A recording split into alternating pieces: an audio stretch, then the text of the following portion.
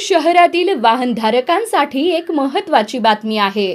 आता महानगरपालिकेकडून शहरातील मुख्य व अंतर्गत रस्त्यांवर बेवारसपणे उभी करण्यात आलेल्या दुचाकी व चारचाकी वाहनावर दंडात्मक कारवाई केली जाणार आहे।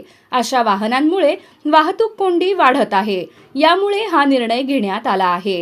ही कारवाई महानगरपालिकेच्या घनकचरा व्यवस्थापन विभाग व अतिक्रमण विभागाच्या संयुक्त पथकाद्वारे करण्यात येणार आहे।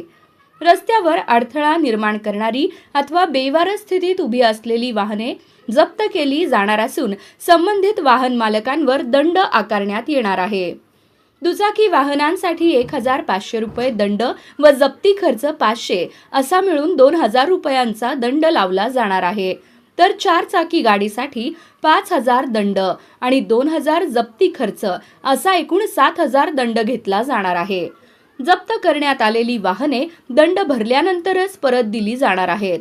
ही कारवाई 2 मे 2026 पासून सुरू होणार असून नागरिकांनी आपली वाहने नियोजित पार्किंगमध्येच उभी करावीत, अन्यथा कठोर कारवाईला सामोरे जावे लागेल, असं आवाहन महानगरपालिकेनं केलं आहे।